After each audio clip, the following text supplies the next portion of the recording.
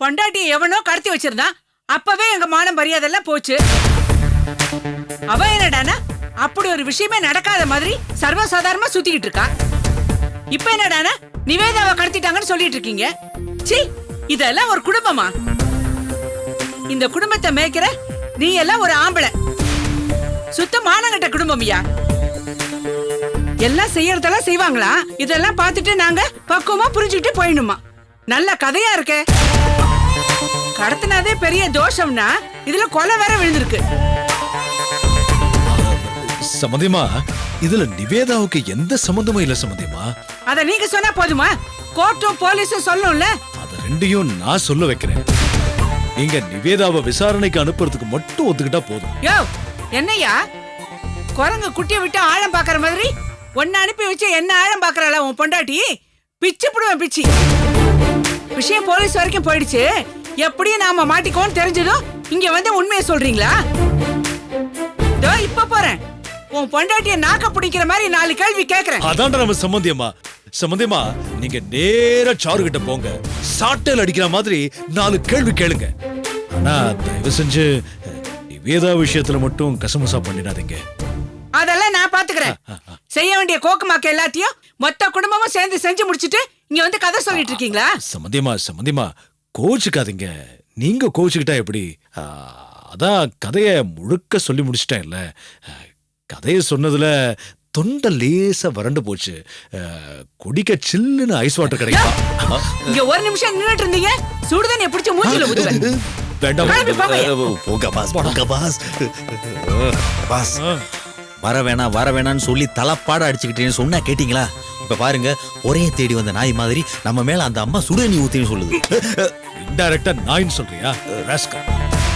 நிவேதாவோட உண்மைய இங்க வந்து வெளிப்படையா தெளிவா சொன்ன பாரு. அதான்டா என்னோட பெருந்தன்மை. பெருந்தன்மை என்னைக்கும் தோக்காது. நிச்சயமா ஜெயிக்கும். நல்லது நடந்தே தீரும். இதுல ஒன்னும் குறைச்சல் இல்ல. லெட்ஸ் கோ.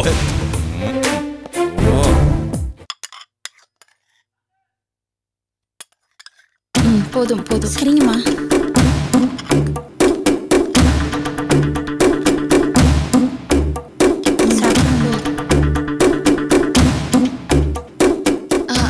வாங்க சம்பந்தியம்மா, உட்காருங்க, சாப்பிடலாம். உட்காந்து விருந்து சாப்பிடதான் வந்திருக்காங்க. நல்ல நேரம் தான் சாப்பிடறதுக்கு.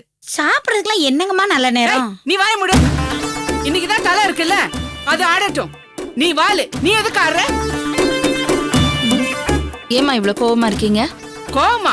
நான் அப்படியே கொதிச்சு போய் வந்திருக்கேன். உங்க குடும்பம் மாதிரி ஒரு தரங்கட்ட குடும்பத்துல பொண்ணு எடுத்துட்டமே நினைச்சு என்னையே செருப்பால அடிச்சுக்கிற மாதிரி கொதிச்சு போய் வந்திருக்கேன். அவ்வளவு மோசமா என்னமா நடந்துருச்சு? என்ன நடக்கல இங்க? இதுக்கு மேல என்ன நடக்கணும்? என்ன நடந்துச்சுன்னு சொல்லாம நீங்க பாட்டு கோவமா பேசிட்டு இருந்தீங்கன்னா எனக்கு என்னமா புரியும்? அதானே, உலகமே தலைகிட புரண்டு கிடந்தாலும் உங்களுக்கு ஒண்ணுமே நடக்காத மாதிரி தானே இருக்கும். நீங்க இன்னும் விஷயத்த சொல்லவே இல்லம்மா. நீங்களும் உங்க மகளும் பண்ண காரியத்துல எங்க குடும்ப மானமே காத்துல பறக்குது. என்ன பண்ணோம்? உங்க மகளை யாரோ கடத்தி கொண்டு போய் வச்சிருந்தாங்களா? கடத்தினவங்க 2 பேத்தையும் யாரோ கொலை பண்ணிட்டாங்களாமே. அந்த கேஸ்ல உங்க மகளும் சம்பந்தப்பட்டிருக்காளாமே. போலீஸ் வேற உங்க மகளை தேடிட்டு இருக்காங்களா?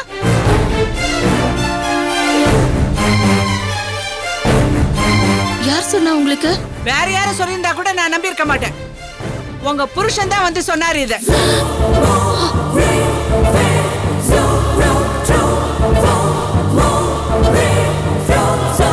வந்து சொல்லிட்டு மாப்பிள்ளை கிட்ட சொல்லி நிவிய போலீஸ் விசாரணைக்கு வர சொல்லுங்க, இல்லன்னா சாருவை என்னையும் அரெஸ்ட் பண்ணிடுவாங்கன்னு சொல்லி கெஞ்சறாரு.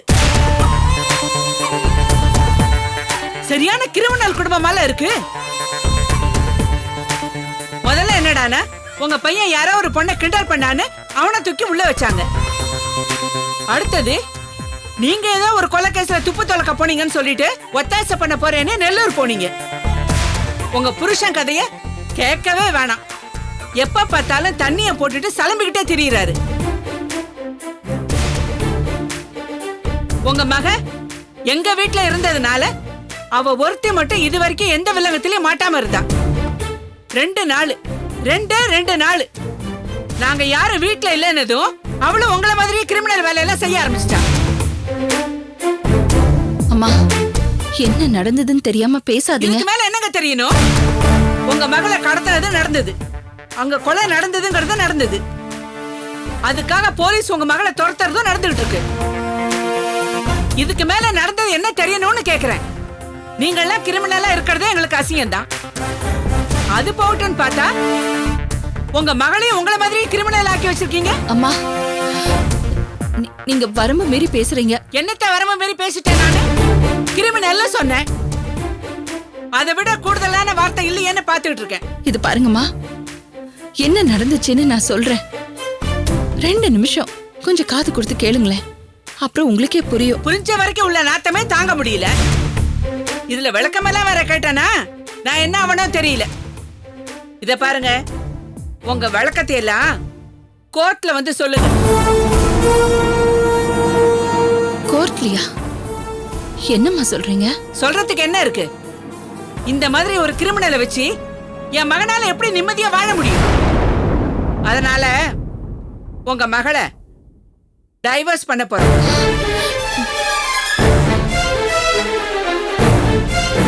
என்னம்மா சொல்றீங்க? பேச வேண்டியதெல்லாம் கோர்ட்ல வந்து சொல்லிக்கிறோம். நோட்டீஸ் வரும், தெரிஞ்சுக்கங்க. அம்மா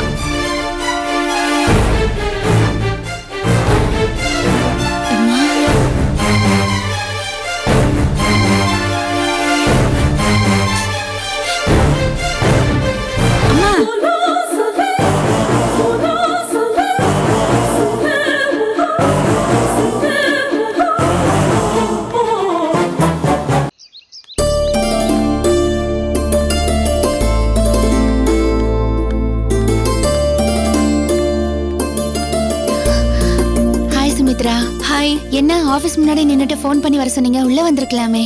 இல்ல, ஒரு வேலையா வந்தேன். சப் ரெஜிஸ்டர் ஆபீஸ் போர்ட் பார்த்தேன். சரி, நம்ம செண்பகா இங்க தானே வேலை பாக்குறாங்களே, அதான் ஃபோன் பண்ணேன். வேலைக்கு நடுவுல தொந்தரவு பண்ணிட்டேனா? சாச்சா அப்படிலாம் ஒண்ணும் இல்ல, சொல்லுங்க. அப்புறம் ஹாஸ்டல்ல இன்னைக்கு எல்லாரும் போனதுக்கு அப்புறம் ஒரு விஷயம் நடந்தது. என்ன நடந்துச்சு? மேடத்தோட சம்மந்தி அம்மா வந்திருந்தாங்க. ஐயோ, அந்த அம்மா ரொம்ப வாய் பேசுமே. வாயா? திருச்சூர் திருவிழால செண்டமேல அடிச்ச மாதிரி என்ன சவுண்டுன்றீங்க? என்னாச்சு? அந்த அம்மா எதுக்கு ஹாஸ்டலுக்கு வந்தாங்க? ஏதாவது பிரச்சனையா? நிவேதாவை டிவோர்ஸ் பண்ண போறாங்கன்னு சொன்னாங்கப்பா.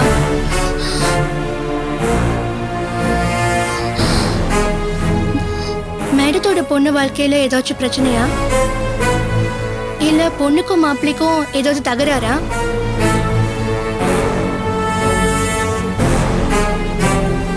இல்ல, அவங்களுக்குள்ள எதுவும் தகராறு இல்லையே. அப்புறம் என்ன? மேடம் ஆர்த்திக்கு உதவி செய்ய போய் அது அவங்க பொண்ணு தலைமையில வந்து விடிஞ்சிருச்சு. என்ன சொல்றீங்க? ஆர்த்திக்கும் அவ அப்பாவுக்கும் பிரச்சனை. இவ காதலிச்சா, அது அவருக்கு பிடிக்கல. ஜாதி பிரச்சனை. ஓடி போய் கல்யாணம் பண்ணிக்கிட்டா.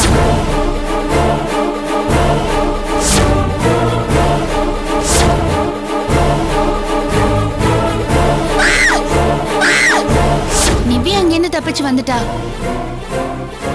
இப்படி மேடம் நல்லது நினைச்சு ஆர்த்திக்கு உதவி செய்ய போய் அந்த பெரியவரு மேடத்தை பழி வாங்க ஆரம்பிச்சிட்டாரு. ஆனா நிவியோட மாமியார் எதுக்காக மேடத்துக்கிட்ட போய் சண்டை போடணும்? இந்த விஷயம் எதுவுமே நிவியோட மாமியாருக்கு தெரியாதே. இந்த விஷயம் நிவேதாவோட மாமியாருக்கு தெரியும் போல இருக்கு. நிவேதாவை கடத்தின விஷயத்த சொல்லித்தான் சண்டை போட்டாங்க. அவங்களுக்கு எப்படி விஷயம் தெரியும்? மேடத்தோட ஹஸ்பண்ட் தான் போய் சொன்னாரு. ஐயோ கடவுளே, மேடம் எவ்வளோ கஷ்டப்பட்டு இது எல்லாத்தையும் ரகசியமா வச்சிருந்தாங்க. விஷயத்தை இப்படி போட்டு உடைச்சு தொலைச்சிட்டாரே. ஆமா, அவரே இத போய் அங்க சொல்லணும். மேடத்துக்கும் அவருக்கும் பிரச்சனை. அவரு ஒரு முழு குடிக்காரரு. மேடம் ரொம்ப பணக்கார வீட்டுல பிறந்தவங்க, நிறைய சொத்து. மேடத்தோட ஹஸ்பண்ட் தன் குடி பழக்கத்தினால மேடம் கொண்டு வந்த சொத்துல பாதி அழிச்சிட்டாரு. ஒரு கட்டத்துக்கு மேல மேடம் அவரோட டார்ச்சரை தாங்க முடியாம அவரை விட்டு பிரிஞ்சு வந்துட்டாங்க. அப்படி பிரிஞ்சு வந்து ஆரம்பிச்சதுதான் நம்மளோட ஹாஸ்டல். ஆனா மேடம் எப்படி இண்டிபெண்டா ஹாஸ்டல் வச்சு நடத்திட்டு இருக்கிறது அவங்க ஹஸ்பண்டுக்கு சுத்தமா பிடிக்கல. அதனால எப்ப பார்த்தாலும் மேடத்துக்கு ஏதாவது ஒரு வகையில தொந்தரவு கொடுத்துட்டே தான் இருப்பாரு. அந்த ரெட்டை கொலை கேஸ்ல நிவேதாவுக்கு ஏதாவது சம்பந்தம் இருக்கான்னு தெரிஞ்சுக்கிறதுக்காக போலீஸ் நிவேதாவை தேடுது. ஆனா தன்னை அரெஸ்ட் பண்ணாலும் பரவாயில்ல, நிவேதா போலீஸ் கைக்கு போக கூடாதுன்னு மேடம் நினைச்சாங்க. அப்படி அவ போலீஸ் கைக்கு போயிட்டா அவ வாழ்க்கையே அழிஞ்சு போயிடும்னு பயந்தாங்க. அதுக்காக தான் அவளை பேக் பண்ணி ஊருக்கு அமிச்சாங்க. மேடம் இப்படி எல்லாத்தையும் கரெக்டா பிளான் பண்ணிட்டு இருக்கும்போது மூர்த்தி சார் நடுவுல நுழைஞ்சு காரியத்தையே கெடுத்து விட்டுட்டாரு. என்னங்க அப்செட் ஆயிட்டீங்க? இல்ல, இது வரைக்கும் மற்றவங்களோட வாழ்க்கையை பத்தி நான் யோசிச்சு பார்த்ததே இல்ல. என்னோட வாழ்க்கை மட்டும்தான் எனக்கு தெரியும்.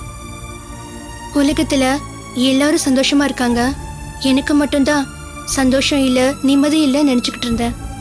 ஆனா மேடத்தோட வாழ்க்கை பிரச்சனையை ஒப்பிட்டு பார்த்தா என்னோட பிரச்சனையெல்லாம் ரொம்ப சாதாரணமா தோணுது. எப்படி இத்தனை பிரச்சனையை சமாளிச்சு ஒரு பொம்பளையால வாழ முடியுதுன்னு எனக்கு ரொம்ப ஆச்சரியமா இருக்கு. அறிவுள்ள பொம்பளையா இருந்தா எவ்வளவு பிரச்சனையையும் சமாளிக்கலாங்கிறதுக்கு மேடம் தான் உதாரணம். என்னங்க இவ்ளோ சீரியஸா பேசிக்கிட்டு இருக்கேன், நீங்க சிரிச்சிட்டு இருக்கீங்க? இல்ல, நீங்க வந்த அன்னைக்கு உங்களுக்கு கல்யாணம் ஆயிடுச்சான்னு ஒரு வார்த்தை கேட்டேன். வாழ்க்கையில ஒரு பிரைவசி இருக்கணும்னு நினைக்கிறவனா அதையே நீங்க டிஸ்டர்ப் பண்றீங்க. உங்க பிரைவசியை நான் மதிக்கிறேன், ஏன் பிரைவசியை நீங்க மதிங்க. இப்ப இங்க வந்து மேடத்தோட பர்சனல் லைஃப பத்தி என்கிட்ட கேக்குறீங்க. நானும் கிறுக்குத்தனமா எல்லாத்தையும் சொல்லிட்டு இருக்கேன். அன்னைக்கு சொன்ன சூழ்நிலை வேற, மேடம் விஷயத்த உங்ககிட்ட விசாரிச்சதுக்கு காரணம் வேற. மேடத்தோட வாழ்க்கையில என்ன பிரச்சனைன்னு சும்மா ஒரு கியூரியாசிட்டிக்காக நான் கேட்கல. நீங்க எல்லாரும் அவங்களுக்கு உதவி பண்ற மாதிரி நானும் ஏதாவது ஒரு உதவி பண்ணலாமான்னு பார்க்கலாம் தான் கேட்டேன். அந்த பொம்பளை அவ்வளோ உக்கிரமா மேடம் கிட்ட சண்டை போட்டுட்டு போச்சு. என்னால அவங்க பேசின வார்த்தையை தாங்கவே முடியல. எனக்கு அவ்வளோ கோவம். பரவாயில்லங்க, மேடத்தோட வாழ்க்கையில பெருசா ஒளிவு மறையெல்லாம் எதுவும் கிடையாது. தப்பா இருக்கிறவங்க தான் ஒளிஞ்சு மறைஞ்சு வாழ்வாங்க. மேடம் தப்பானவங்க இல்ல. இப்போ நீங்களும் ஹாஸ்டல்ல ஒரு மெம்பர் ஆயிட்டீங்க. நீங்க தெரிஞ்சுக்கிறதுல ஒன்றும் தப்பு இல்ல. ஹாஸ்டல்ல மெம்பர் ஆகுறதுனா மேடத்தோட வாழ்க்கையிலேயே மெம்பர் ஆகுறதுன்னு தான் அர்த்தம். ரெஜிஸ்டர் ஏதோ ஃபைல் கேட்குறாரு மேடம். ஒரு 10 நிமிஷம் அதை வந்துடுறேன்னு சொல்லுங்களேன். வந்து எடுத்து கொடுத்துட்டு போயிருங்களேன். இல்ல பரவாயில்ல, நான் வெயிட் பண்றேன், நீங்க போங்க. இதோ வந்துடுறேன்.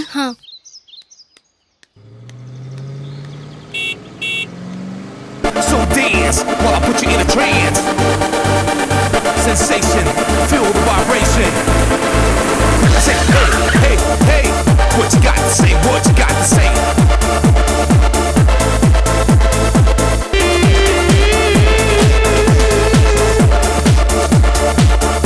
ஹாய் சுமி, எப்படி இருக்க? ஏன் என் கூட பேச மாட்டியா? சரி, நானே பேசுகிறேன். நீ இந்த சார்லத் ஹாஸ்டல் தானே தங்கியிருக்க? உங்களுக்கு என்ன வேணும் இப்ப? இப்போ இல்லை, எப்பவுமே எனக்கு நீ மட்டும் தான் வேணும். போட்டுக்கிற ட்ரெஸ்ஸுக்கு தகுந்த மாதிரி பேசுங்க. இது கதையா இருக்கே, ட்ரெஸ்ஸுக்கு ஏற்ற மாதிரி மனசை மாற்றிக்க முடியுமா என்ன? இது பப்ளிக் பிளேஸ், மிஸ்பிஹேவ் பண்ணாதீங்க. எது மனசுக்கு பிடிச்ச பொண்ணை சின்சியராக லவ் பண்ணுறது மிஸ்பிஹேவ் பண்ணுறதா? யார் சொன்னாமா அப்படி? உங்க வேலையை பார்த்துட்டு போங்க ப்ளீஸ்.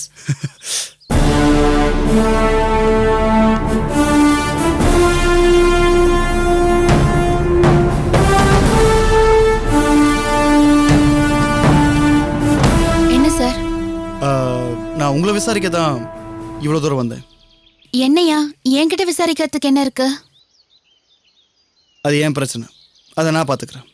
நான் கேட்ட கேள்விக்கு மட்டும் பதில் சொன்ன போதும். அதுக்காக இப்படி ஆஃபீஸ் வாசல்ல வந்து விசாரிப்பீங்களா?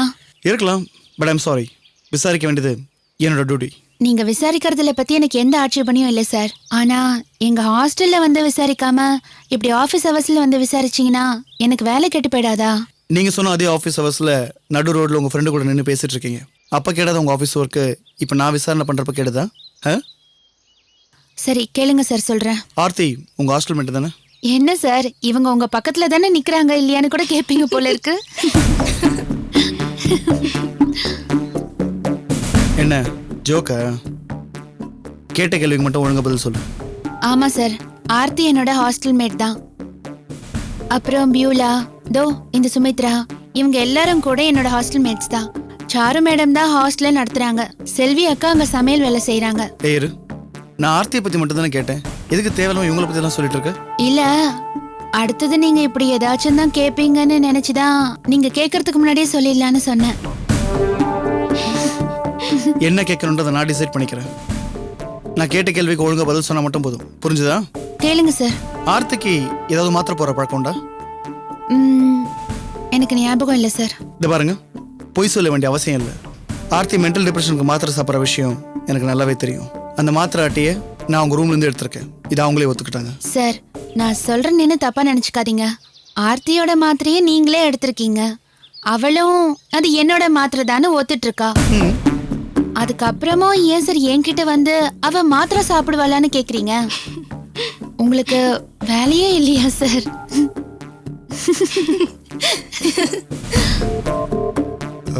ஆமா, இவங்க ஏன் சும்மா சும்மா சிரிச்சிட்டு இருக்காங்க? ஒருவேளை எனி ப்ராப்ளம்? சும்மா இருக்கு சொல்லுங்க. சார், நான் எப்போ சிரிக்கணும், எதுக்காக சிரிக்கணும்னு தீர்மானம் பண்ண வேண்டியது நான். அதை பத்தி நீங்க கவலைப்பட வேண்டிய அவசியம் இல்ல. நீங்க போலீஸ்ங்கிறதுனால எனக்கு வாய்ப்போட்டு சட்டம்லாம் போட முடியாது. உங்க ஹாஸ்டல்ல தங்கி இருக்க எல்லாருக்கும் வாய்ப்பூட்டு சட்டம் இல்லை. ஒவ்வொருத்தர் வாய்க்குமே பூட்டு போகணும். அப்பதான் சரிப்பட்டு வரும். ஐயோ சார், அப்புறம் நான் எப்படி உங்க கேள்விக்கெல்லாம் பதில் சொல்றது?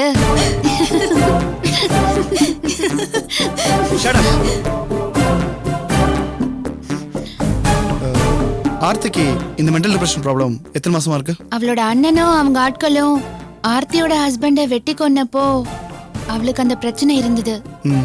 தூங்கவே மாட்டா. ஆனா இப்போ அது அவ்வளவா இல்ல. ஆர்த்திக்கு அவுட் சைடுல ஃப்ரெண்ட்ஸ் யாரா இருக்காங்களா? அவங்கள பார்க்க வெளியே எங்கன போவாங்களா? இல்ல சார், அந்த ஹாஸ்டல்ல இருக்கிறவங்க தான் அவளோட ஃப்ரெண்ட்ஸ். எங்களை தாண்டி அவளுக்கு வேற யாரையும் தெரியாது. அதனால அவ வெளியே போறதும் இல்ல. ஓ, இப்போதைக்கு அவ்வளோதான். வேற என்ன தேவைன்னா நான் பின்னாடி கேட்டுக்கிறேன். ஏன் பின்னாடி பாக்குறீங்க? இல்ல, நீங்க தானே பின்னாடி கேக்குறேன்னு சொன்னீங்க, அதான்.